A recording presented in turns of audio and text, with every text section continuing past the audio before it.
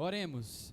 Pai querido, nós somos gratos ao Senhor pela oportunidade de estarmos mais uma vez na Tua casa, reunidos como Tua igreja, para juntos Te louvarmos e Te adorarmos através das nossas canções, através da nossa atenção à palavra que será ministrada, que o Senhor possa usar tanto as músicas que vamos cantar, quanto a pregação da Sua palavra para revelar mais do Seu caráter a nós, para que nós possamos ser cada vez mais transformados de acordo com a Sua vontade, Pai.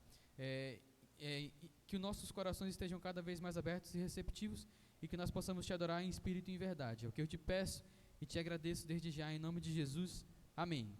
Amém. Vamos cantar que é bom estar na casa do Senhor e bom louvar o nome de Jesus. As palmas.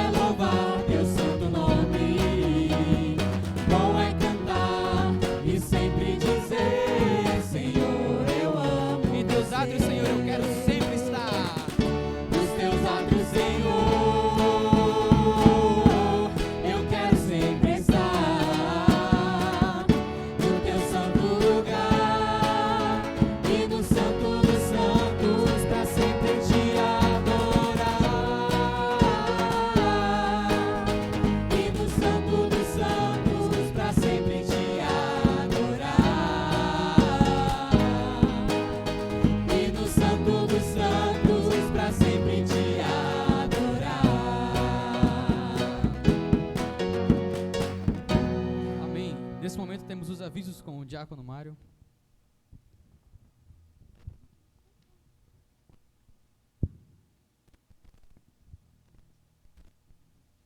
Boa noite a todos. Boa noite. A garganta está falhando. Então, vamos ter alguns avisos e na quarta-feira, aqui no templo, onde nós estamos reunidos, às 19 horas, a gente convida os irmãos que puderem estar a participar conosco, e a gente está estudando Atos 14, e na quinta-feira também no Janauari, lá no outro lado do rio, o pastor Adolfo está estudando Provérbios. E na quarta-feira, na casa da irmã Nice, o pastor Jonatas está estudando Marcos.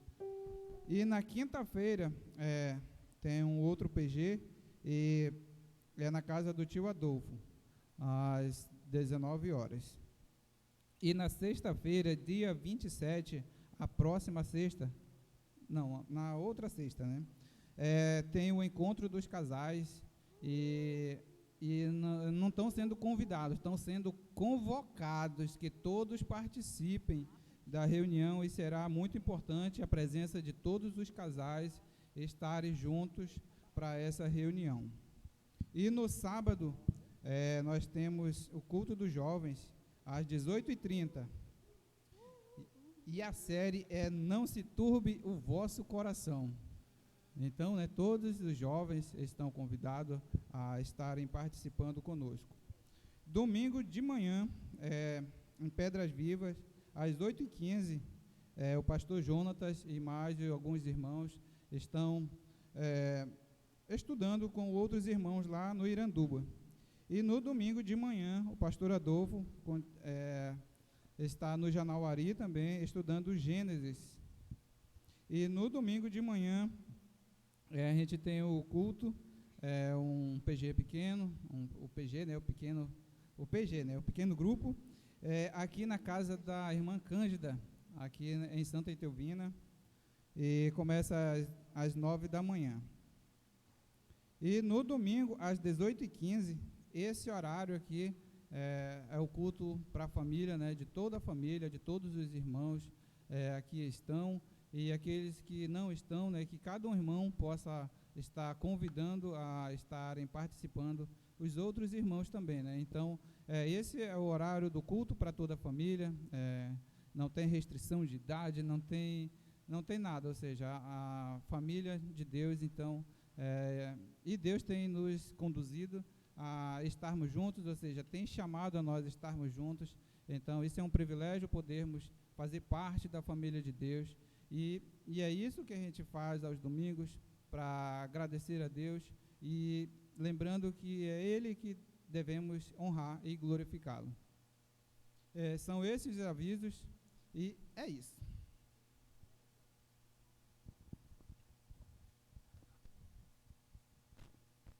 Amém. Vamos continuar cantando.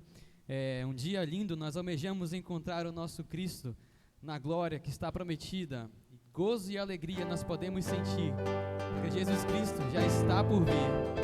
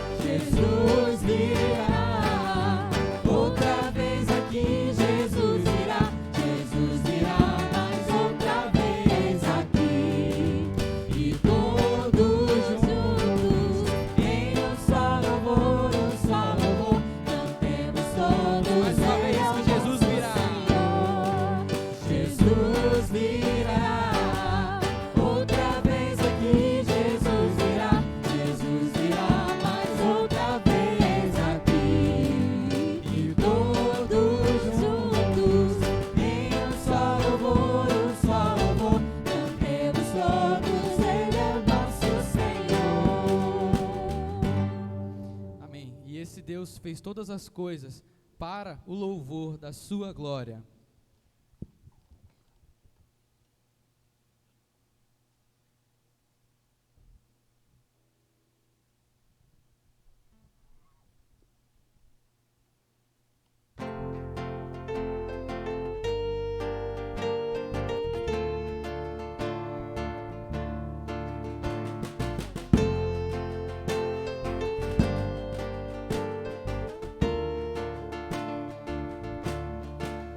Abençoados com todas as bênçãos do Espírito, postos em lugares celestiais em Cristo,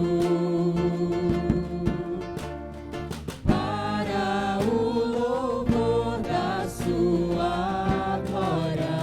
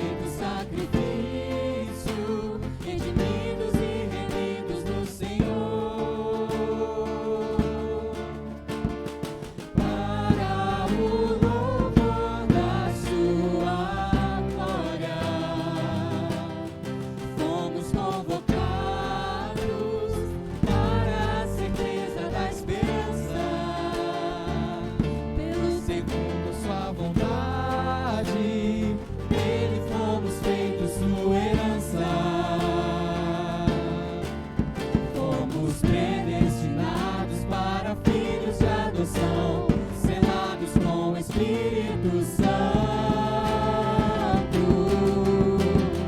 Deus o Pai da glória, nós te rendemos graças, Senhor Jesus o Cristo, nós te exaltamos para o louvor da sua glória. Em Cristo nos fez filhos, para o louvor da sua glória. Em Cristo nos fez seus, para o louvor da sua glória. Com seu Espírito nos selou, para o louvor da sua glória. A igreja separou. Deus o Pai da glória, nós te rendemos graças, Senhor Jesus o Cristo, nós te exaltamos, nós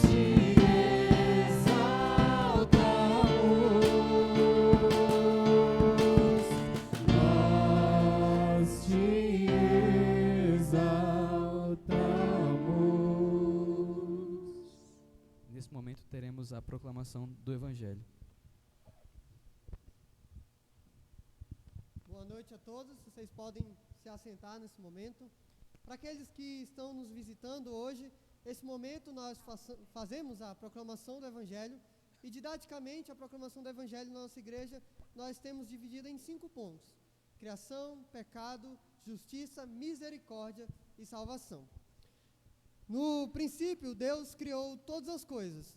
Deus criou o céu, Deus criou o mar, Deus criou os animais, Deus criou os ambientes para que esses animais pudessem viver. E Deus foi criando tudo e Deus via que tudo era bom. E conforme a criação vai passando, nós vemos também o relato em Gênesis que Deus cria o ser humano. E o ser humano foi o único da criação que era a imagem e a semelhança de Deus. O ser humano então foi criado para representar a Deus através de um relacionamento de adoração. Então no Jardim do Éden o ser humano vivia em completa e perfeita harmonia com o seu Criador, cumprindo o propósito pelo qual ele foi criado, que é adorar o Senhor. E durante o relato da criação nós vamos vendo que tudo que Deus fez era bom e o ser humano também era guiado por Deus. Deus alertava o ser humano quanto ao mal e o guiava pelo bem. Só que não foi assim para sempre. Quando nós vamos vendo o relato de Gênesis, nós vemos que o ser humano pecou, o ser humano se rebelou contra Deus. O ser humano decidiu por ele mesmo o que seria o bom e o que seria o mal. Então, dessa forma, o ser humano é expulso da presença de Deus porque ele falhou em adorar o Senhor. Então, o pecado é isso, o pecado é a falha em adorar o Senhor.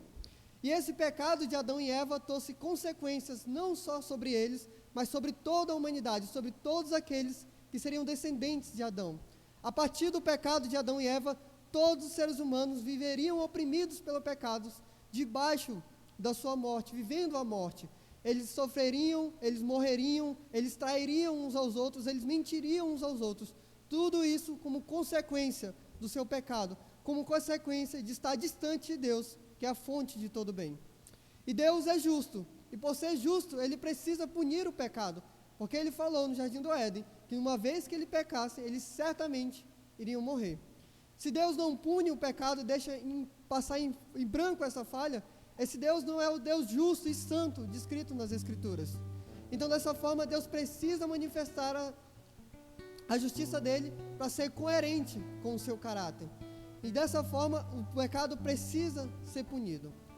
nós vemos então que Deus é justo e precisa punir o pecado, e Deus também é misericordioso, Ele quer salvar o pecador. Deus criou todos os seres humanos para o louvor da sua glória, para adorarem a Ele. E Deus vê a sua criatura completamente desviada do seu propósito, extraviada. E Deus sente misericórdia, Deus tem misericórdia para aqueles seres humanos. Então Deus, antes de criar o ser humano, já sabia como é que seria, como é que Ele faria para manifestar a justiça e a misericórdia dEle, como é que Ele resgataria as miseráveis criaturas deles, que não podem e não poderiam mais adorá-lo. Dessa forma, então, o próprio Deus se fez carne, o próprio Deus veio à terra. Jesus Cristo, Ele é 100% homem e 100% Deus. Ele é homem porque Ele nasceu de uma mulher, mas diferente de nós, Ele não veio da semente de Adão, Ele foi concebido pelo Espírito. Jesus Cristo, então, prova a humanidade dEle, a divindade dEle, vivendo uma vida completamente perfeita. Segundo a lei de Moisés, Ele não falhou e não pecou nenhuma vez, demonstrando ser assim justo e digno. Depois de viver uma vida completamente perfeita, Jesus Cristo vai então, em obediência a Deus, à cruz do Calvário, porque seria naquela cruz que Deus demonstraria a justiça dele e a misericórdia. Porque na cruz de Cristo, Deus derramou ali toda a sua ira santa em Jesus Cristo. E dessa forma, Jesus Cristo morre naquela cruz por carregar o preço de todos os nossos pecados. Mas ao terceiro dia, como Ele mesmo já havia prometido, Ele foi ressurreto por Deus, provando que a justiça dele é maior que o pecado de toda a humanidade. E quando Jesus ressuscita, Ele manifesta a justiça de Deus, porque Ele pagou o preço pelo pecado de todo aquele que nele crê, e manifesta também a misericórdia de Deus, dando assim a possibilidade novamente do ser humano se relacionar com Deus. E esse evangelho de Jesus Cristo requer uma resposta de todo ser humano. Aquele que não crê ainda no evangelho, aquele que ainda não foi submetido à graça do evangelho, o evangelho convoca ao arrependimento e uma mudança de mente, uma conversão de caminho, arrependimento dos seus pecados, arrependimento dessa vida de morte e uma conversão da morte para a vida, deixar de seguir os seus próprios desejos e se submeter a Deus e viver para adorar a Deus. E para aqueles que já foram submetidos à graça, o evangelho é tão quanto mais impactante, porque o evangelho ainda assim nos chama para o arrependimento de pecado e uma conversão de caminhos. Ele nos chama para nos arrepender daqueles pecados que ainda insistimos em cometer, mesmo que sejamos livres e temos o Espírito Santo em nossos corações. Muitas das vezes nós voluntariamente nos entregamos aos prazeres, mas o evangelho nos chama, nos relembra que nós podemos e devemos nos arrepender dos nossos pecados, confessar os nossos pecados e ter uma real mudança de pensamentos e de atitudes, ter uma real mudança de conversão, porque nós passamos da morte para a vida. Nós que éramos filhos da ira, agora somos filhos de Deus. Nós que não éramos povo de Deus, agora somos o povo de Deus. Somos a raça eleita, o sacerdócio real, a nação santa, propriedade exclusiva do Senhor. O povo que o Senhor Deus escolheu para proclamar as virtudes dele. Então, dessa forma, nós não podemos mais e não devemos viver como vivíamos. Agora nós devemos nos arrepender e mudar a nossa mente, e mudar as nossas atitudes diante desse maravilhoso evangelho que nos trouxe graça e nos tirou da morte para a vida. Vamos orar em agradecimento.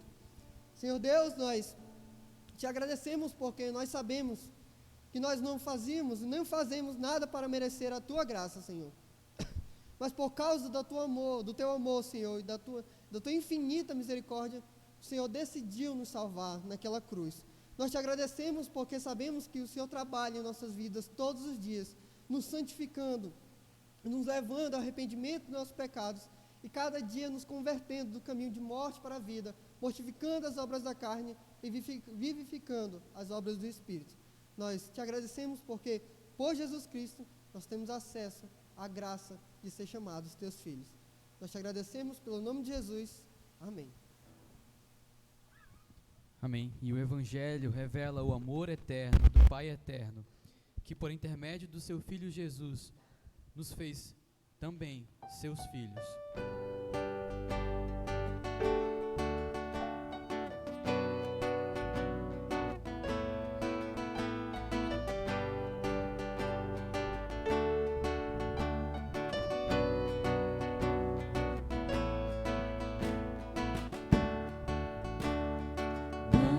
Distantes de Deus, na maldição do pecado.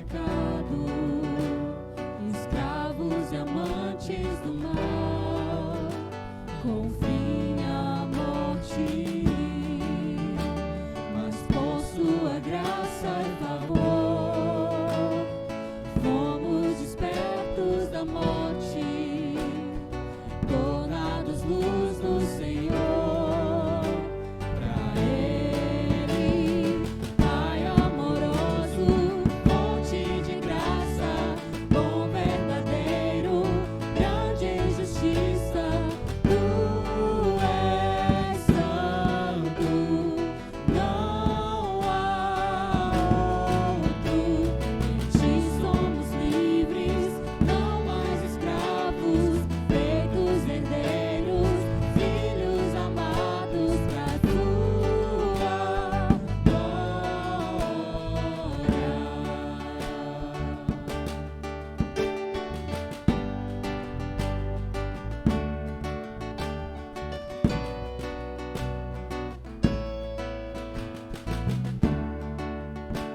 andando em sábio temor, sempre remindo o tempo, porque os dias são maus.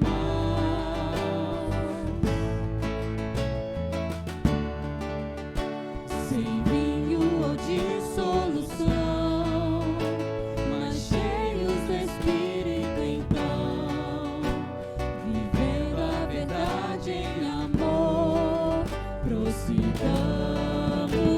ao Pai amoroso, fonte de graça, bom verdadeiro, grande em justiça, Tu és santo, não há outro. Em Ti somos livres, não mais escravos, feitos herdeiros, filhos amados pra Tua glória. Cantar mais uma vez o Pai amoroso. Pai amoroso, fonte de graça, bom verdadeiro, grande em justiça, Tu és santo, não há outro. Em Ti somos livres, não mais escravos, feitos herdeiros, filhos amados pra Tua glória.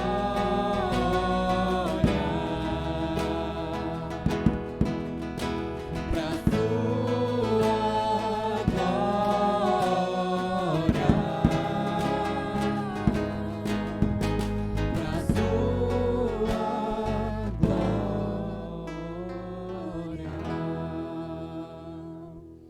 E o amor de Deus nos fez, além de seus filhos, cada um de nós, nos deu também a oportunidade e o privilégio de sermos um corpo, de sermos uma família, de sermos uma raça eleita, sacerdócio real, povo santo, propriedade exclusiva do Senhor, para que proclamemos as virtudes daquele que nos chamou.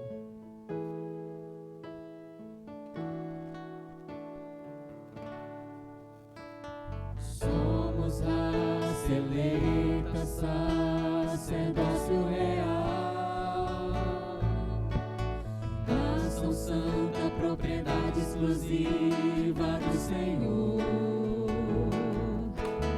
Somos raça eleita, sacerdócio real,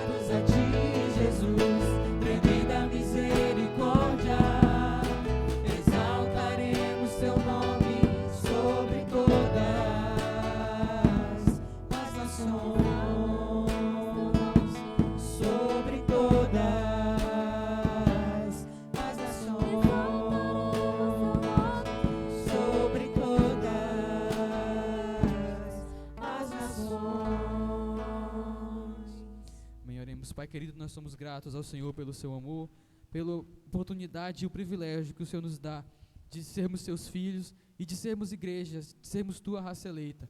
Nós queremos te agradecer e te louvar pelo sacrifício de teu Filho Jesus Cristo e pela ressurreição do teu Filho Jesus Cristo, que nos dá esperança de vivermos almejando o dia em que te encontraremos face a face. Nesse momento eu quero te pedir que o Senhor continue abençoando o nosso culto, a mensagem que vamos ouvir, o coração de cada pessoa esteja atento e receptivo para aquilo que o Senhor quer nos ensinar, Pai. Revela a nós o seu caráter cada vez mais. É o que eu te peço e te agradeço desde já, em nome de Jesus. Amém.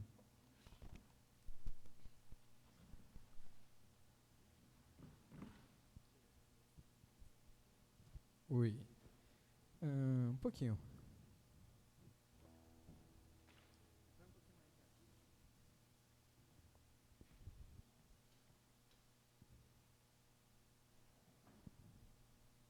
Boa noite. Deixa eu começar rapidinho falando duas coisas importantes. Uma é que o pastor Adolfo hoje à noite está pregando lá na igreja Nova Jerusalém. Isso aí. Sabia que era alguma coisa da Bíblia. Jonas, por favor.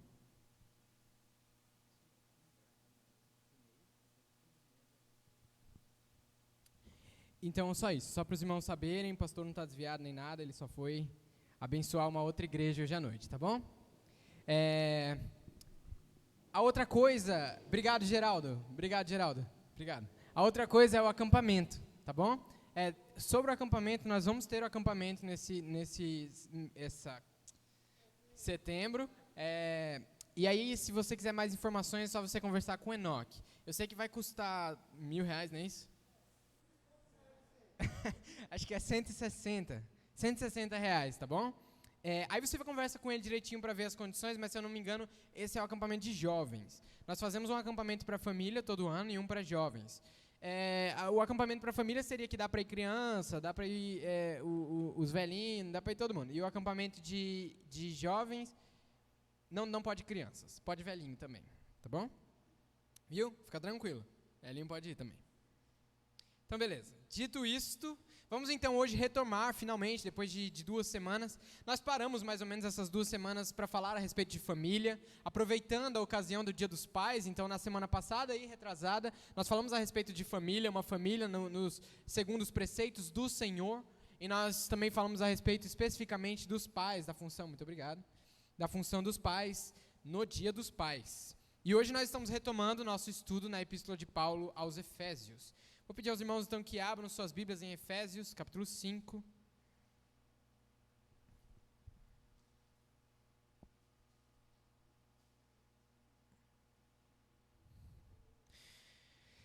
E hoje nós vamos ler o trecho que vai do versículo 8 até o versículo 21.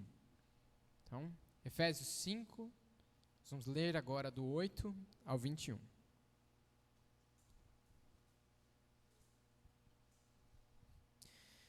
Vamos ler. Porque no outro tempo erais trevas, mas agora sois luz no Senhor. Andai como filhos da luz. Porque o fruto do Espírito está em toda bondade, justiça e verdade, aprovando o que é agradável ao Senhor. E não comuniqueis com as obras infrutuosas das trevas, mas antes condenai-as, porque o que elas fazem em oculto, até dizê-lo, é torpe. Mas todas essas coisas se manifestam, sendo condenadas pela luz, porque a luz tudo manifesta. E por isso diz, desperta tu que dormes, e levanta-te dentre os mortos, e Cristo te esclarecerá. Portanto, vede prudentemente como andais, não como nécios, mas como sábios, remindo o tempo, porque os dias são maus. Por isso não sejais insensatos, mas entendei qual seja a vontade do Senhor. E não vos embriagueis com vinho em que há contenda, mas enchei-vos do Espírito, falando entre vós em salmos e hinos e cânticos espirituais, cantando e salmodiando ao Senhor no vosso coração, dando sempre graças por tudo a nosso Deus e Pai, em nome de nosso Senhor Jesus Cristo, sujeitando-vos uns aos outros, no temor de Deus. Vamos orar mais uma vez. Senhor, muito obrigado por este dia. Obrigado pela oportunidade que temos de estarmos aqui diante do Senhor, para aprendermos mais a respeito do Senhor. Usa-me, Senhor, para que sejam as Tuas palavras sendo faladas, e que cada um de nós, como igreja, sejamos edificados para que cresçamos em adoração. que sobre todas as coisas o teu nome seja engrandecido, que o Senhor seja louvado e nós sejamos humilhados diante da tua glória e majestade. Orienta-nos, Senhor, na compreensão da tua palavra, em nome de Jesus. Amém. Meus irmãos, hoje, enquanto nós estudamos esse trecho, na verdade nós vamos olhar um trecho pequeno dentro de tudo isso. Eu quero mostrar que porque nós somos luz no Senhor, nós devemos andar na luz. Eu quero também mostrar de que modo nós podemos andar na luz. Então eu quero mostrar que porque somos luz, devemos andar na luz. E como então podemos andar na luz? E a cada ponto, o meu objetivo principal no que tange uma aplicação seria desencorajar os nossos orgulhos e encorajar as nossas esperanças. Desencorajar aquilo em nós que diz que já alcançamos ou que já somos bons o suficientes. E encorajar aquilo em nós que nos dirige à eternidade e que nos direciona ao Criador. Nós somos luz no Senhor. E por isso nós podemos e devemos dedicar cada parte das nossas vidas para viver na luz.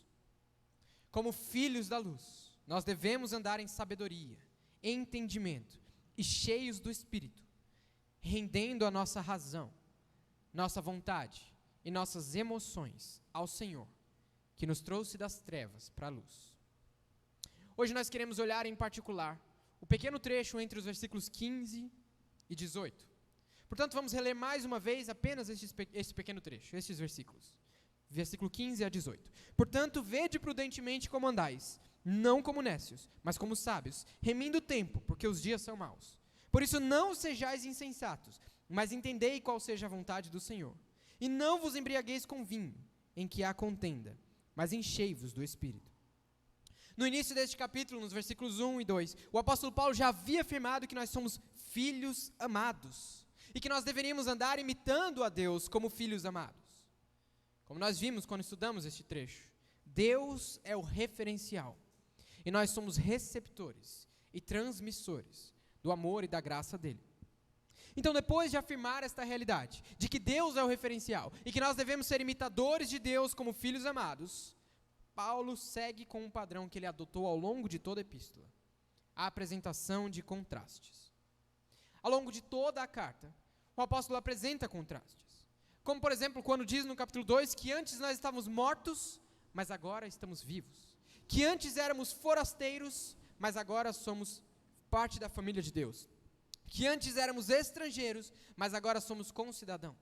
Ou quando ele diz, por exemplo, vocês devem se despojar do velho homem e se revestir do novo homem. Abandonar aquelas condutas e adotar tais condutas. Contrastes é um elemento que o apóstolo Paulo utiliza ao longo de toda a epístola, com a intenção de despertar a mente dos seus leitores. E aqui, neste trecho, no trecho que nós lemos agora, o trecho que nós lemos agora, é antecedido por mais um desses contrastes. A metáfora entre luz e trevas. Como ele diz no versículo 8, noutro tempo erais trevas, mas agora sois luz no Senhor. Ainda que só apareça neste ponto do livro, essa metáfora de luz e trevas é recorrente ao longo de todas as Escrituras, seja nas outras cartas de Paulo ou nas cartas dos outros apóstolos. O próprio Jesus Cristo, num texto muito conhecido, disse que nós éramos a luz do mundo. Nessa epístola, a metáfora de luz e trevas é apresentada após o contraste entre a vida de filhos amados, imitadores de Deus, e a antiga conduta natural aos pecadores. E no versículo 7 deste 5º capítulo, nós vemos que este contraste é finalizado com a instrução de que nós não devemos ser seus companheiros. Não devemos ser companheiros daqueles que vivem distante do Senhor. Nesse contexto, a metáfora da luz é introduzida no versículo 8. Quando Paulo diz, noutro tempo erais trevas, mas agora sois luz. Antes éramos trevas, mas agora somos luz. Trevas é o nome dado para toda a natureza do ser humano, antes da regeneração. Porque onde a luz de Deus não brilha, não existe nada além de trevas. A luz, por outro lado, É como se refere àqueles que foram iluminados pelo Espírito de Deus. Até porque imediatamente, no mesmo sentido, logo após ele falar que nós somos luz, ele diz que nós devemos andar como filhos da luz. Porque graças à misericórdia de Deus, nós somos resgatados das trevas. Agora nós somos habitados pelo Espírito Santo de Deus. E por isso nós somos luz no Senhor. Não há muito tempo para a gente esticar aqui e falar mais sobre essa questão. Mas cabe observar que na continuação do texto, que culmina lá no versículo 13, o apóstolo demonstra que não é uma questão de escolher estar na luz. É uma questão de não resistir à nova natureza de filhos da luz. Porque ele diz, a luz tudo manifesta. A luz sempre vai manifestar. Não é uma questão de escolher estar na luz. É uma questão de não resistir à natureza de filhos da luz. Se nós somos filhos de Deus, imitadores de Deus, se somos luz no Senhor, nada mais natural do que andar na luz do Senhor. Não é uma questão de escolher andar na luz. É uma questão de que o Espírito que habita em nós, habita ao ponto de ciúme. Nós somos propriedade exclusiva do Senhor. Nós somos luz. Para nós não há alternativa. Na verdade, nós podemos andar na luz em perfeita harmonia com o caminho preparado por Deus. Ou nós podemos ser disciplinados por Deus e andar na luz. Afinal, nós somos filhos amados. E como filhos amados, filhos da luz, nós vamos andar na luz. O fato é de que, se somos luz, andaremos na luz. Somos luz no Senhor. E por isso podemos e devemos dedicar cada parte das nossas vidas para viver na luz. Esse versículo 8, quando observamos estruturalmente o texto, nós percebemos que ele é contrastado ou combinado com o versículo 14. O versículo 14 diz, por isso diz, desperta tu que dormes, e levanta-te dentre os mortos, e Cristo te esclarecerá. Essa não é uma citação direta de algum texto específico, então se você for procurar esse texto ipsis literis na Bíblia, você não vai encontrar. Mas é uma clara alusão a um texto que tem em Isaías capítulo 61, versículos 1 e 2. E numa mescla com a linguagem dos profetas de modo geral. Tem algumas pessoas que já cogitaram a possibilidade interessante de que essa citação seria algum tipo de hino, uma canção que os cristãos da igreja primitiva cantavam. Como nós cantamos hoje aqui, três canções que derivam diretamente de textos bíblicos. A primeira canção, Efésios 1, que deriva do texto de Efésios 1, para o louvor da glória de Deus. A segunda canção, Efésios 5, que deriva do texto de Efésios 5. E a última canção, Raça Eleita, que deriva do texto de 1 Pedro. O fato é que talvez a igreja primitiva entendia este texto profético e cantava este texto profético debaixo da ótica do Verbo encarnado. A realidade é que Deus traria vida aos mortos, e esta vida estaria amarrada à pessoa de Cristo. É Jesus quem traz a vida. É Ele quem concede o dom da vida que é segundo Deus. Como Jesus tinha dito, Ele veio para dar vida aos que estavam mortos. Evidentemente, a ordem do texto aqui no versículo 14 não tem a pretensão de ser cronológica. Não é como se, uma vez que você desperta, Jesus te esclarece. Não é isso. Afinal de contas, é Deus quem ressuscita o pecador. É Ele quem faz o pecador despertar. É Ele quem faz levantar dentre os mortos e viver na luz de Cristo. Tudo que Paulo tenciona mostrar aqui é que quando Cristo nos ilumina, nós somos erguidos da morte para a vida. E assim é confirmado aquilo que Paulo já estava dizendo até aqui, que uma vez regenerados, nós devemos andar na luz.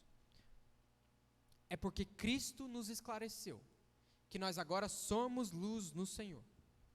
Antes nós éramos trevas, conduzidos pelo mundo, vivendo sob a influência das trevas. E agora Cristo nos esclareceu.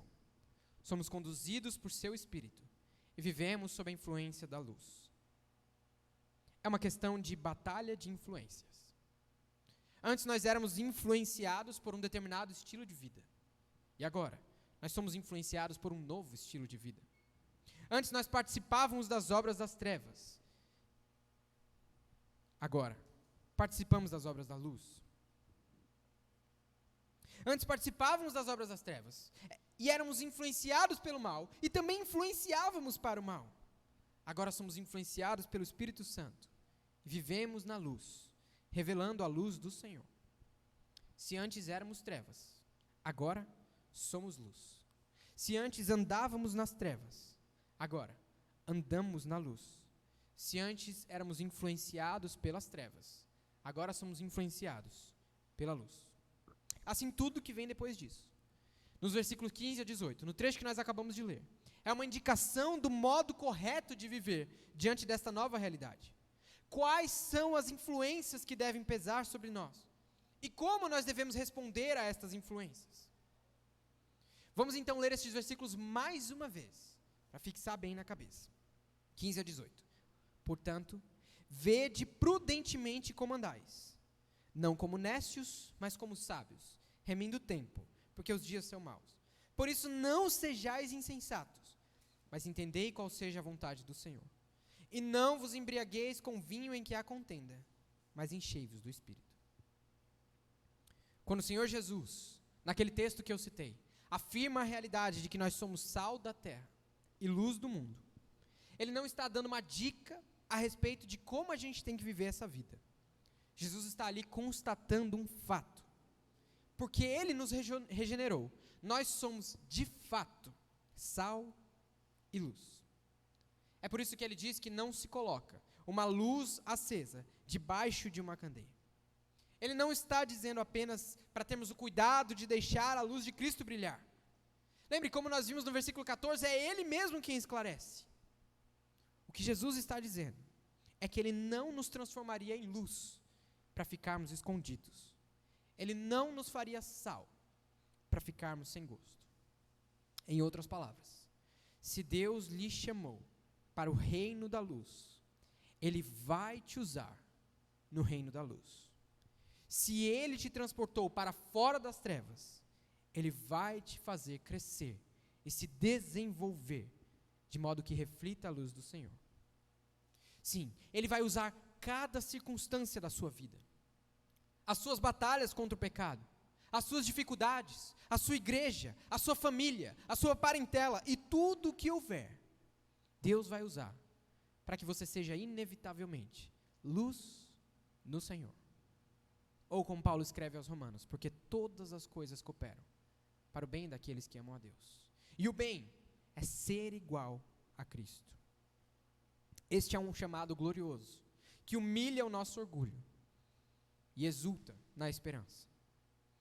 Acaba com o orgulho, porque nós aprendemos que não é sobre nós, que o Deus poderoso que nos deu a vida certamente fará com que a luz dele resplandeça em nós, não por quem nós somos, longe disso, única e exclusivamente por causa de quem Ele é. Isto ressalta a nossa esperança, porque nós andamos conscientes de que vivos no Senhor, nós seremos, sim, seremos, e não importa quão cabeça dura sejamos, não importa quão difíceis nós sejamos, nós seremos, sim, seremos, transformados e moldados conforme o caráter dele.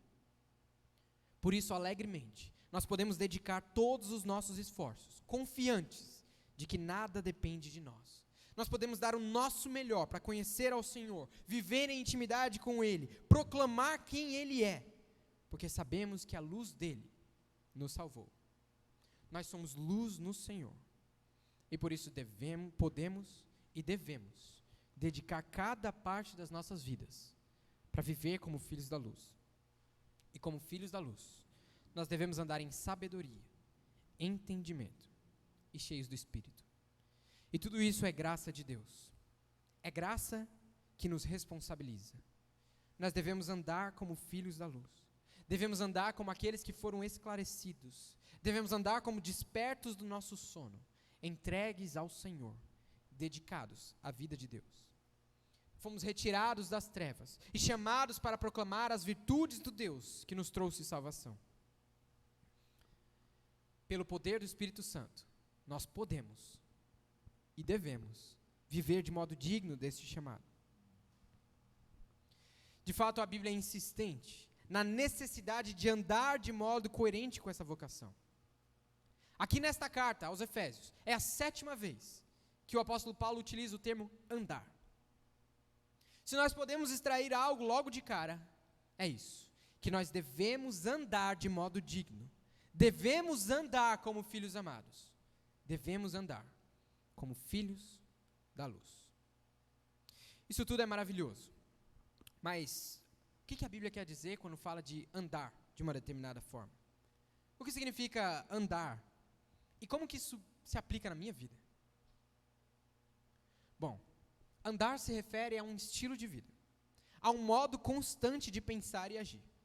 Se refere a um parâmetro que conduz as nossas decisões, conduz os desejos e molda nossas perspectivas. É a percepção das influências ao nosso redor. E é o modo que nós mesmos influenciamos as coisas ao nosso redor. Andar é, nesse sentido, viver. Andar é todo o seu estilo de vida. E diz respeito a cada setor da vida. É um modo geral de entender tudo que nos cerca e tudo que nos envolve. Não é algo referente àquela tola percepção de vida secular e vida espiritual. Como se Deus nos houvesse salvo para que vivêssemos duas vidas. Isso é absurdo. Há somente uma vida. Só um lado para a vida. Só um caminhar. Só um andar. Andamos em uma única vida. E é a vida de Deus. E por isso nós chamamos de vida eterna. Nós fomos esclarecidos pelo Senhor Jesus. Então cabe-nos viver andando na luz. Nossas vidas são caminhadas. E são trilhadas coletivamente e individualmente. São andanças trilhadas sobre o único caminho, o caminho da luz. É por isso que nós falamos ao proclamar o Evangelho de conversão. Porque nós estávamos em um caminho, mas o Espírito Santo de Deus agiu de modo maravilhoso e nos retirou desse caminho. Nós sofremos uma brusca conversão e mudamos o nosso direcionamento. É por isso que quando o Espírito Santo de Deus age em alguém e transforma aquela pessoa em luz, a fé certamente resultará em obras. Porque Deus jamais vai causar um ato tão impactante na vida de alguém, como transformar, retirar das trevas para a luz, para que a pessoa continue vivendo da mesma forma. Isso não faz sentido algum. Nós não andamos mais como filhos deste mundo. Nós andamos como filhos de Deus. Nós não somos mais das trevas. Somos filhos da luz. A nossa caminhada não é mais direcionada à ira. Agora, por graça e misericórdia de Deus, a nossa caminhada é direcionada ao eterno. Nós somos filhos amados e devemos viver imitando o Pai. Somos luz no Senhor e devemos viver como luz. Esse é nosso novo estado natural. Ou melhor, esse é o nosso estado sobrenatural, por causa da graça de Deus. Por isso, o apóstolo Paulo escreve dizendo: portanto, pensando em todas essas coisas, vede prudentemente como andais. A instrução de Paulo é que os cristãos devem ser atentos e vigilantes no seu modo de andar. Não há neutralidade. Não há espaço para não considerar as coisas ao redor. Não há como ignorar a batalha de influências. Nós, como cristãos conscientes, iluminados em Cristo, devemos refletir a respeito das influências que pesam sobre nós. E devemos influenciar os ambientes em que o Senhor nos colocar. Não é o bastante ser religioso e cumprir todos os ritos e expectativas de uma vida religiosa. Não é somente vir aos cultos e não andar pelas festas e bebedeiras. É mais do que isso. É andar consciente, constantemente, sabendo quem Deus é e sabendo quem nós somos e reconhecendo as influências ao nosso redor, para que vivamos em coerência com a luz que nos alcançou. Ver prudentemente a forma de andar é observar atentamente cada etapa da caminhada. Essa palavra significa literalmente acuradamente, com precisão, com convicção. Ou seja, observem de modo preciso. Lembrem-se da importância dos detalhes, dos deveres, dos perigos, e estejam conscientes a cada passo de que Deus é sempre presente. Ver prudentemente como andamos é ser vivo, acordado, ligado, atento. Como vimos na citação, desperta tu que dormes. Essa citação é apropriada, amém, irmãos? Desperta tu que dormes. Fomos esclarecidos em Cristo, vivificados, feitos filhos, feitos luz no Senhor. É exatamente por causa desta graça de Deus que agora nós podemos viver atentamente, viver prudentemente, conscientes do nosso modo de andar. Se fôssemos reunir tudo o que falamos até aqui, nós poderíamos dizer que aqui neste versículo 15, o apóstolo Paulo está dizendo o seguinte: estejam acordados e atentos, vivendo um estilo de vida que reflita a consciência que vocês têm em Cristo. Estejam acordados, estejam atentos, vivendo um estilo de vida que reflita a consciência que vocês têm em Cristo. Vejam prudentemente como andam. Será que nós somos assim? Será que nós somos atentos e dispostos? Ou será que nos deixamos levar pelas influências ao nosso redor?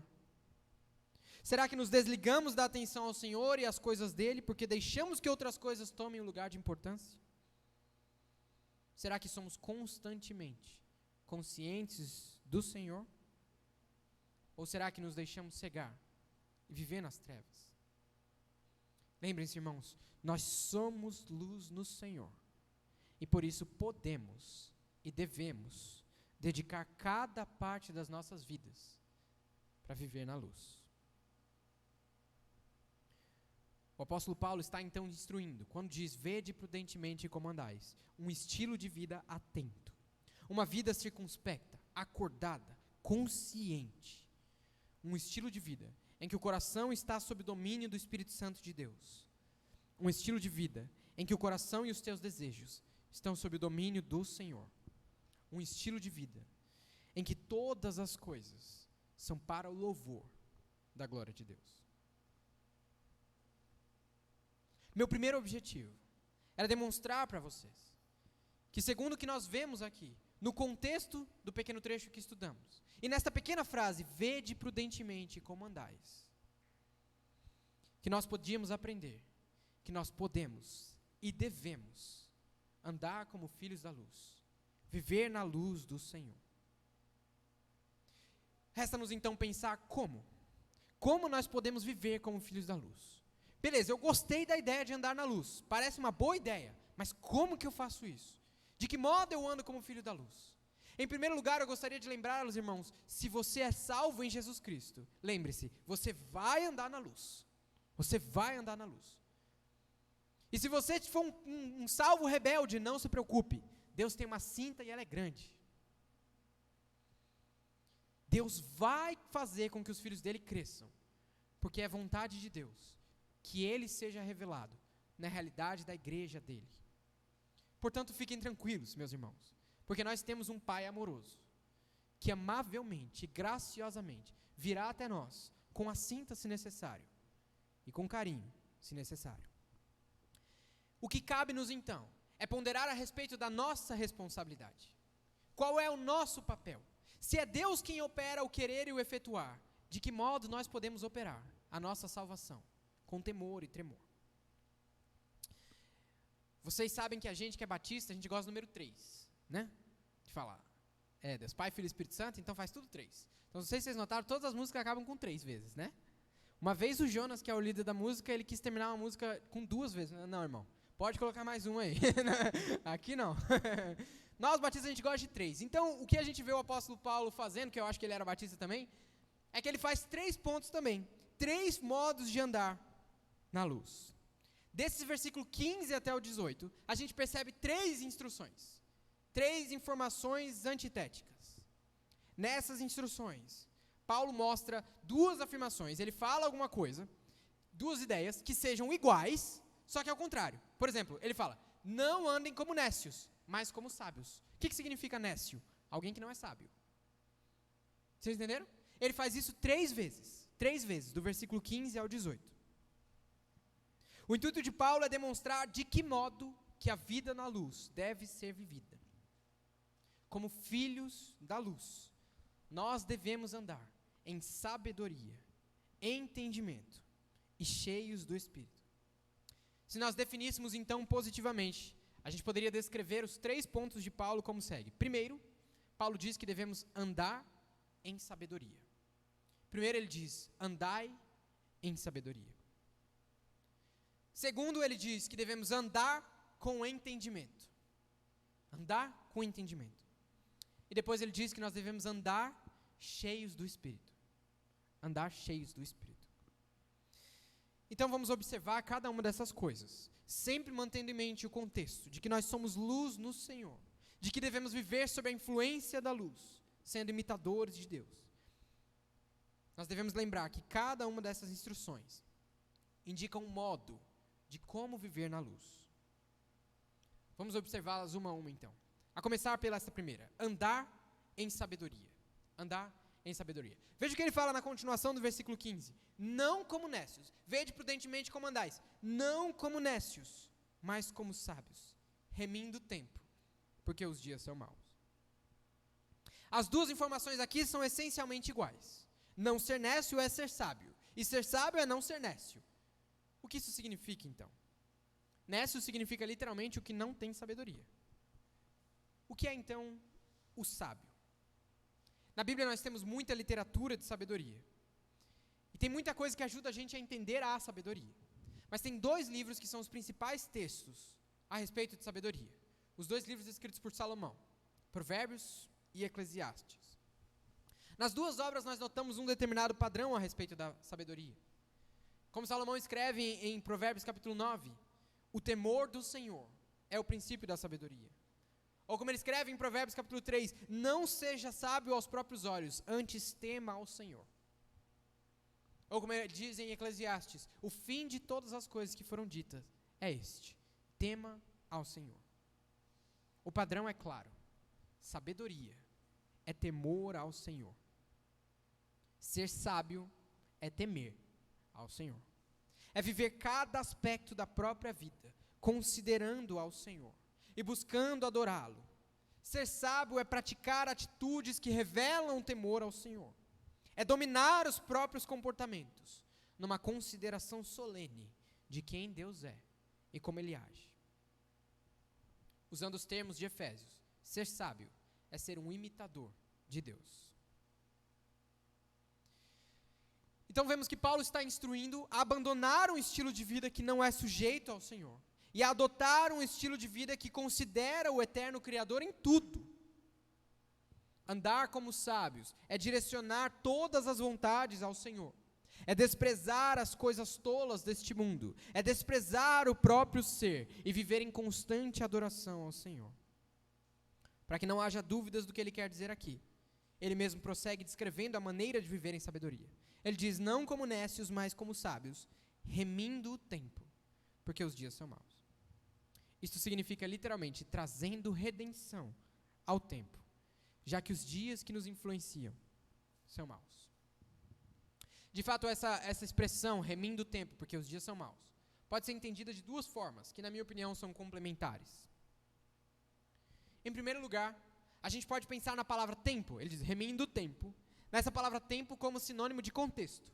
Por exemplo, nós vivemos em tempos difíceis, nós vivemos um tempo de dores, qualquer coisa desse tipo. A palavra tempo como sinônimo de contexto. Nesse sentido, a expressão significaria que é o nosso papel, como aqueles que andam na luz, remir o contexto em que vivemos, porque ele é mau. Em outras palavras, o nosso papel é influenciar o nosso contexto, influenciar o nosso tempo, levar luz às trevas, portar a redenção do Senhor, remir o tempo. Como o Senhor Jesus disse, a nossa natureza é de sal da terra e luz do mundo. Nós deveríamos então aplicar esta nova vida que temos em Cristo para ser sal da terra e luz do mundo. A luz sempre dissipa as trevas, como nós vimos no versículo 13, que a luz tudo manifesta. Assim, nessa primeira possibilidade de entendimento, nós concluímos que andando com sabedoria, nós devemos remir, ou seja, influenciar com a luz tudo que entrar em contato conosco, porque estes dias em que vivemos são maus, e este mundo mau precisa da luz do único Deus bom, justo e verdadeiro. A segunda possibilidade é entender essa palavra tempo como sinônimo de cronológico, cronologia.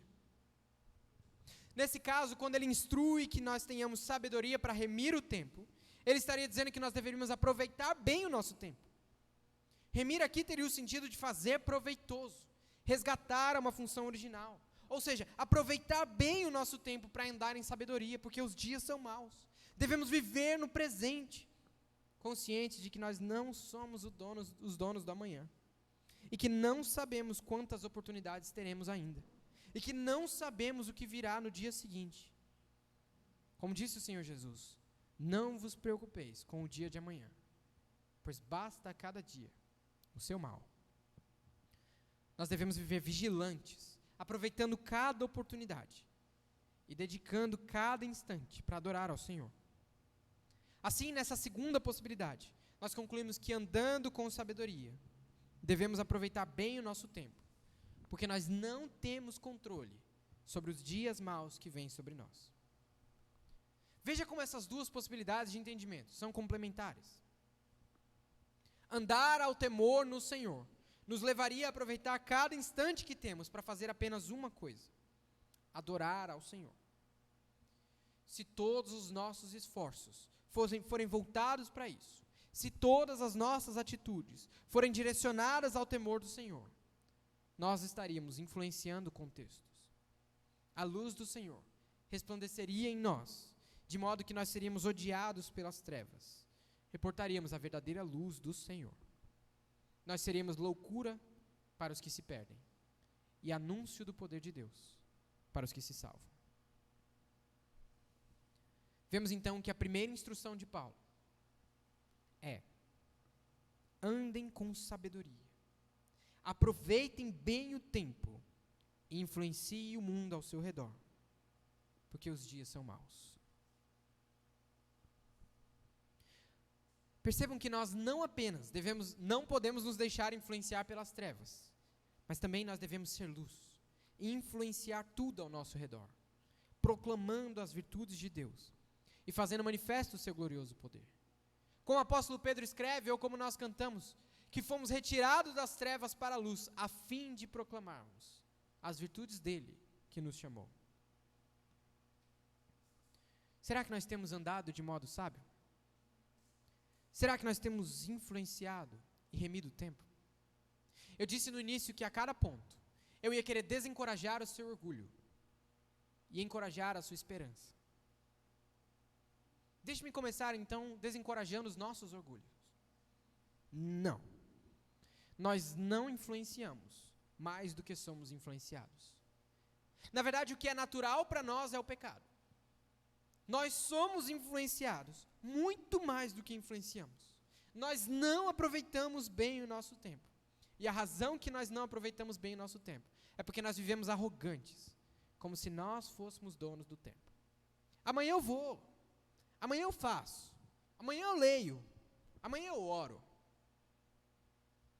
E enquanto isso, enquanto nos recusamos a sermos expostos às influências de Deus, não temos nenhum receio de nos expor às influências do mundo. Pergunte do irmão a canção tema da novela. Ele sabe. Peço do irmão para recitar 3 versículos. Ele sabe também, né? Peço do irmão para explicar 3 versículos. Aí tudo bem. Pergunte do irmão o que aconteceu naquela semana, no que passou no jornal. Pergunte do irmão o que ele viu a respeito de Deus naquela semana e com quem ele compartilhou. Agora, tem um irmão nessa igreja que é péssimo. Eu convido você a dar uma olhada bem profunda nos olhos desse irmão. Chegue na sua casa e vá até um espelho. E você vai ver. Eu incluso. Nós não somos dignos de sermos chamados filhos da luz. E é aqui que vem o encorajamento à nossa esperança. É que o próprio Deus efetua em nós a influência.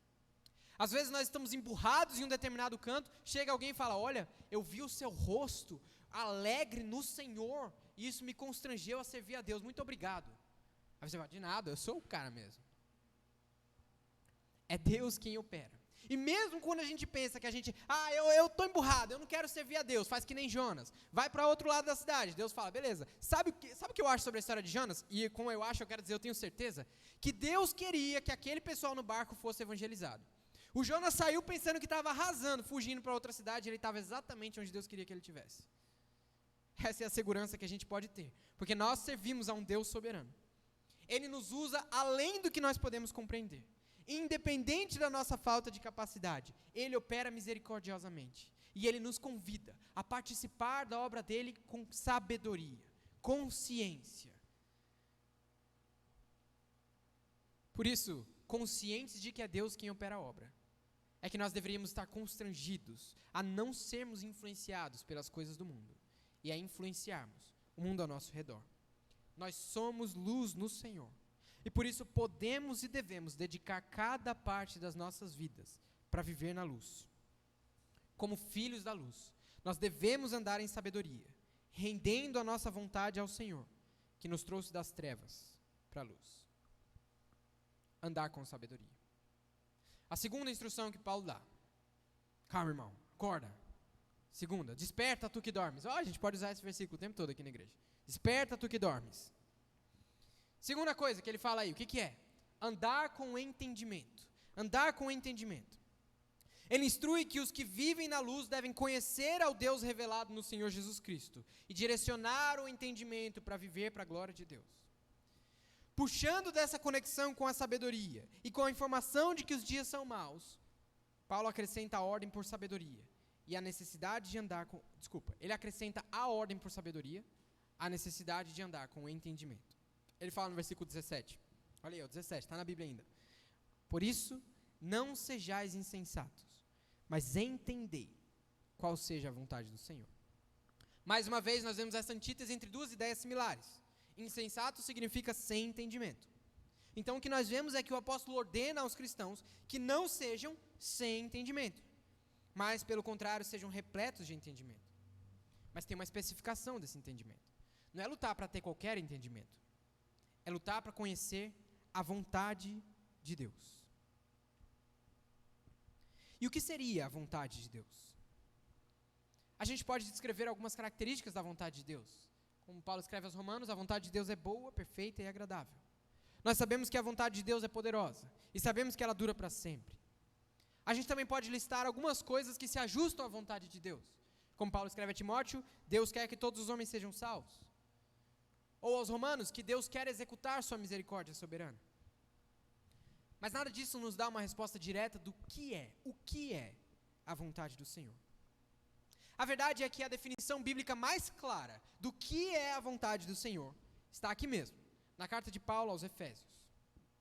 Lá em Efésios capítulo 1, versículos 9 e 10, nós lemos: descobrindo-nos o mistério da sua vontade, de tornar a congregar em Cristo todas as coisas. A vontade de Deus é que todas as coisas estejam em Cristo. E nós poderíamos definir isso ainda nos termos que aparecem 3 vezes naquele primeiro capítulo. Para o louvor da sua glória. Essa é a vontade de Deus, que o seu nome santo seja glorificado na manifestação da pessoa de Jesus Cristo. Entender a vontade de Deus, então, é conhecer ao Deus revelado no nosso Senhor Jesus Cristo. Entender a vontade de Deus é conhecer ao Deus revelado no nosso Senhor Jesus Cristo e direcionar todo o nosso entendimento para viver para a glória de Deus. Em curtas palavras, entender a vontade do Senhor é conhecer a Deus para a glória dEle. Será que nós temos andado com esse entendimento? Como eu disse, continuo na minha saga de desencorajar o nosso orgulho e encorajar a nossa esperança. Para desencorajar o nosso orgulho, então, eu digo não buscamos conhecer ao Senhor. Nós somos preguiçosos e, francamente, nós somos folgados. Nós pensamos que nós podemos viver as nossas próprias vidas, desconsiderando o conhecimento do Senhor. E aceitamos o conhecimento que é passado por outras pessoas, nunca buscando ao Senhor, nunca o conhecendo por conta própria. nunca nos deleitando no conhecimento de quem Ele é. Nós somos ingratos, indisciplinados, inconstantes. Entretanto, usando o termo que Paulo usa aqui em Efésios, mas Deus vem até nós e se faz conhecido. Nas dificuldades que enfrentamos, nos sofrimentos, nas aflições, e também nas alegrias e nos momentos de euforia, em cada passo das caminhadas, o Pai das luzes continua constante, nos ensinando a conhecê-lo, nos treinando a confiar nele. Ele mesmo exercita em nós o conhecimento de quem Ele é. Ele gera em nós o incômodo que deveria nos afligir o coração. Ele nos dá um entendimento de quem Ele é. É por causa dele que nós estamos aqui reunidos hoje, nos envergonhando juntos, no quanto não buscamos o entendimento do Senhor. É Ele quem faz arder nos nossos corações. E eu espero que é Ele que esteja fazendo arder no seu coração neste momento o desejo de tentar mais uma vez, de conhecer ao Senhor. É Ele quem providencia a vergonha que é direcionada para a nossa cara. Nós podemos prosseguir confiantes e humildes na caminhada de buscar ao Senhor, com a certeza, com a convicção de que é Ele que vai gerar em nós o entendimento. Ele nos fará, de uma forma ou outra, experimentar a alegria de conhecer ao Eterno. Nós somos luz no Senhor, e por isso podemos e devemos dedicar as nossas vidas para viver na luz. Como filhos da luz, nós devemos andar com entendimento, rendendo nossa razão ao Senhor, que nos trouxe das trevas para a luz. Finalmente, chegamos ao versículo 18. E numa primeira olhada, isso parece fugir um pouco do padrão. Lembre, ele tinha dado aquelas instruções antitéticas, falando, não sejam honestos, sejam sábios. Não sejam insensatos, tenham entendimento. Agora, ele dá uma informação que para nós parece um pouco fora do contexto. Por que ele fala, não vos embriagueis com vinho? E como que isso é uma antítese com encher-se do Espírito? Vamos começar com a questão do vinho. Momento curiosidade. Nas religiões pagãs antigas, o vinho era um artigo religioso de extrema importância. Fosse nas festas a Dionísio ou nos depravados cultos a Afrodite, ou em qualquer outro ambiente de cultos aos deuses, o vinho era um elemento litúrgico indispensável. O vinho era usado para adormecer os sentidos. As amarras da razão eram desfeitas, e aqueles que estavam ali cultuando se entregavam a emoções descontroladas, num frenesi de desordem, tudo para, de alguma forma, chamar a atenção dos seus deuses.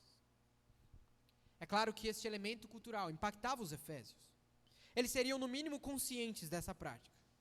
E é bastante provável, inclusive, que alguns deles ali já tivessem se engajado nessa prática, de se embriagar para encontrar uma divindade. Por isso o apóstolo Paulo lhes apresenta a informação, que naquele contexto seria clara. Não busquem a sua espiritualidade no vinho. E veja que a razão apresentada por Paulo é porque neste modo de culto haveria contendas. Ou seja, as emoções estariam no controle e tudo seria feito de modo desligado do entendimento, sem considerar ao Senhor. Paulo está instruindo aos efésios, não busquem emoções desordenadas, não busquem emoções descontroladas, não desliguem os seus entendimentos, enquanto cultuam ao Senhor.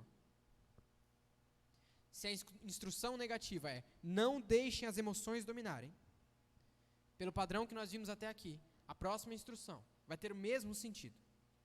E então o que significa? Ser cheio do Espírito. Estar cheio do Espírito, e aqui se refere ao Espírito Santo, significa estar completo por Ele, preenchido por Ele, dominados pelo Espírito Santo, movidos pelo Espírito Santo.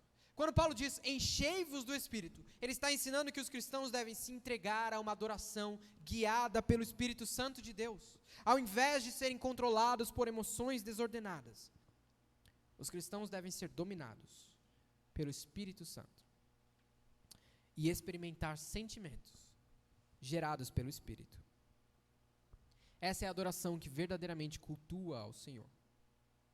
Um coração cheio do Espírito, refletindo o amor de Deus demonstrando o poder sobrenatural de Deus.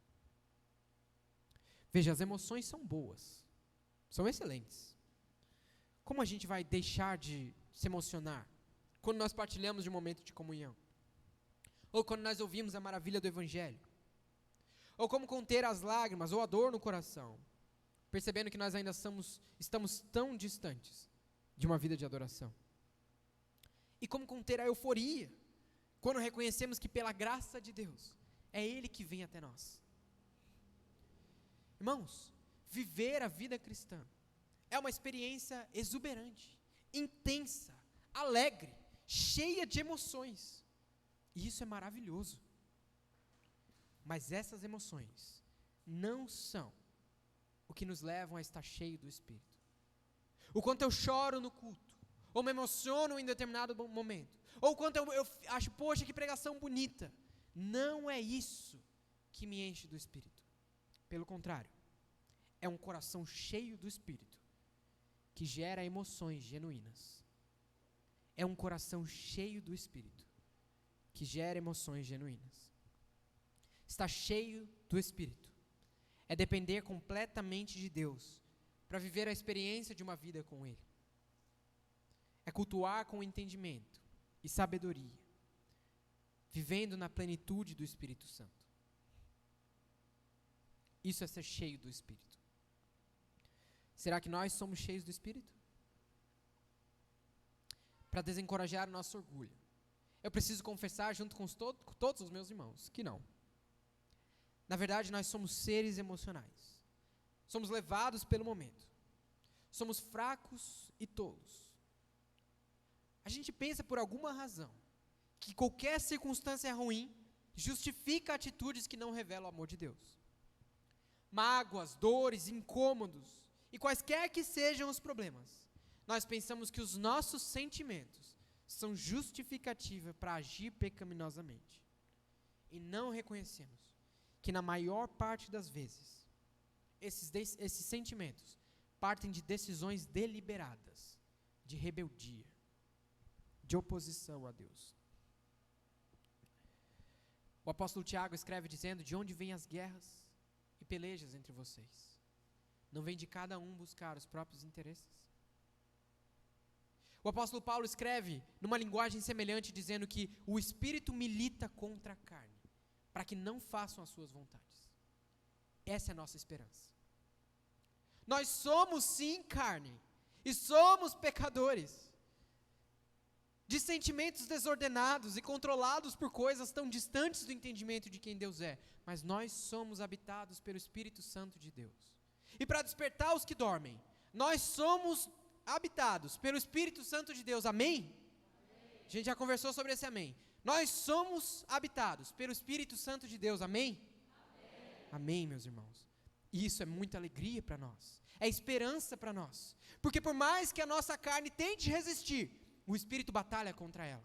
E por mais que nós tentemos deixar os sentimentos nos dominarem, o Espírito batalha contra isso. Ele vai gerar em nós verdadeiras experiências de amor e alegria fundamentadas em quem Deus é.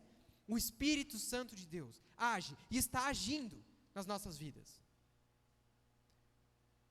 O Espírito Santo de Deus é a manifestação clara nos nossos corações da graça de Deus. E o que dizemos sobre a graça? Que onde o pecado destruiu, a graça reconstruiu. Que onde o pecado desfez, a graça refez. Que onde o pecado trouxe doença, a graça trouxe cura. Onde abundou o pecado, superabundou a graça. A graça poderosa de Deus, o Espírito Santo de Deus que habita em nós, vai vencer. E nós vamos ser transformados. Mas, irmãos, como estamos distantes. E o quanto ainda temos para ser quebrados e moldados à semelhança do caráter de Jesus Cristo. Meu interesse para cada membro desta igreja é que nós sejamos juntos, pecadores rendidos ao Senhor, sendo usados nas mãos do Eterno como instrumentos de redenção, para que nós sejamos transformados, para que outras pessoas sejam instrumentos nas nossas vidas, e nós sejamos instrumentos nas vidas de outras pessoas. Nós somos luz no Senhor, e por isso podemos e devemos dedicar cada parte das nossas vidas para viver na luz. E como filhos da luz, nós devemos andar cheios do Espírito, rendendo nossas emoções ao Senhor, que nos trouxe das trevas para a luz.